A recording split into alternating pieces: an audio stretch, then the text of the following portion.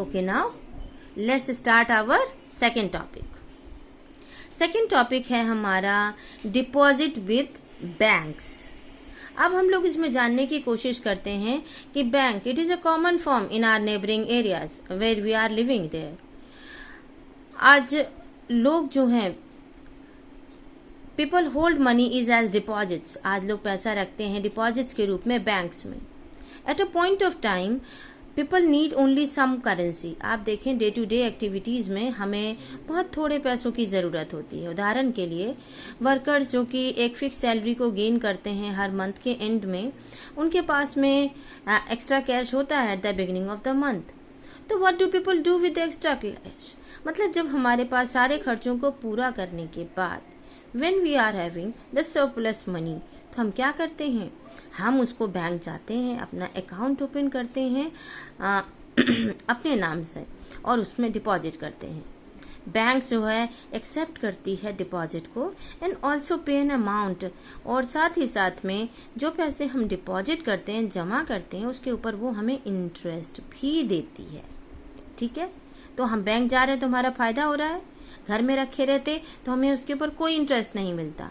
But when we are going to deposit our money, our surplus money in the bank, we are getting the interest. इस तरीके से लोग क्या करते हैं? अपने मनी को सुरक्षित करते हैं बैंक्स में और साथ ही साथ में इंटरेस्ट भी अर्न करते हैं. People also have the provision to withdraw the money as and when they require.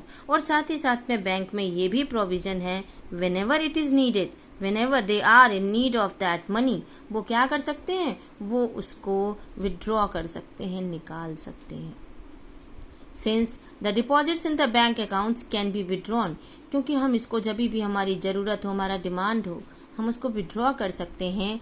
इसीलिए ये जो डिपॉजिट्स हैं बैंक में जो हम करके आते हैं उसको हम क्या कहते हैं? Demand deposit. समझ में आ गया? आप बैंक जाते हैं, you are trying to open an account. आप अपने नाम से अपना अकाउंट ओपन करते हैं. आफ्टर दैट आप अपने सरप्लस मनी को उसमें डिपॉजिट कर देते हैं.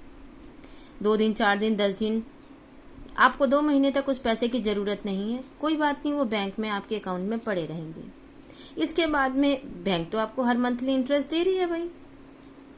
इसके बाद में कई बार आपको ज़रूरत पड़ती है तो आज फिर आप जाते हैं बैंक में, डिमांड करते हैं, एक स्लिप फिल करके देते हैं और जिसको हम लोग विड्रॉ स्लिप कहते हैं, और आप अपने डिमांड पर उस पैसे को विड्रॉ कर लेते हैं.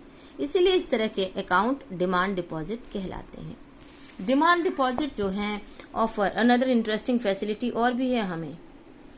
It is this facility which lends it the essential characteristics of money that of medium of exchange. अभी हम लोगों ने सुना होगा कि जब भी हम अकाउंट खोल लेते हैं, बैंक में पैसे जमा कर लेते हैं, तो उसके बाद हमें एक और फायदा मिलता है. हमें एक और पेमेंट का मोड मिल जाता है और वो कहलाता है चेक्स इंस्टीड ऑफ कैश. अगर बैंक में अकाउंट है तो आप अपने अकाउंट के नाम से अपने तरफ से किसी भी पर्टिकुलर पर्सन को कैश न देकर उसके बदले में चेक दे सकते हैं. For payment through cheque, cheque के द्वारा पेमेंट करने के लिए the payer who has an account with the bank makes out a cheque for a specific amount. अब जिसको व्यक्ति को भी किसी को चेक देना है वो अपने बैंक अकाउंट की जो चेक बुक होती है उस पर एक स्पेसिफिक अमाउंट लिखता है.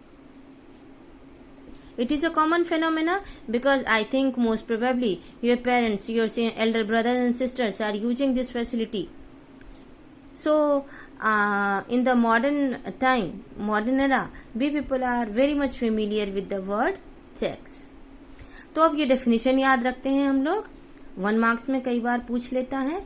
A check is a paper instructing the bank to pay a specific amount from the person's account to the person in whose name the check has been made.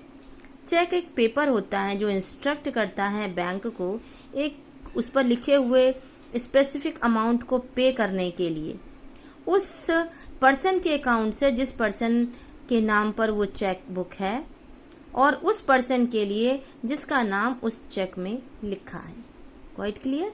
आप अभी देखो अभी आपके बुक में जो है एक चेक जो है उसकी पिक्चर जो है क्वाइट क्लियरली दी गई है। इसमें आपको बड़ी आसानी से पूरा नजर आ रहा होगा कि एक चेक बुक जो है वो किस तरह की होती है। यहाँ पर आप जो अमाउंट नीडेड होता है वो लिख देते हैं, यहाँ पर आप जिसको पे करना चाहते हैं उसको लिखते हैं, यहाँ वर्ड्स में है, यहाँ डिजिट्स में है, यहाँ आपका अकाउंट नंबर फील्ड आता है और उसके बाद में यहाँ पर आपको साइन करने के लिए स्पेस दिया जाता है and date is going to be mention. अब देखो इसमें देखो यहाँ पर एक खास बात है, इसमें ये अकाउंट पेई लिखा हुआ है। अकाउंट पेई का मतलब है ये चेक जो है प्रेम कुमार जी को कैश काउंटर से नहीं मिलेगा, इसको वो अपना अकाउंट उनका बैंक में होगा, उस बैंक अकाउंट में ये इसको लगाएंगे और उसके बाद ये उनके अकाउंट में पैसे जाएंगे, उनको कैश नहीं मिलेगा। तो अब क्लियर हो गया कि चेक जो है किस तरह का होता है और किस तरह से वो काम करता है।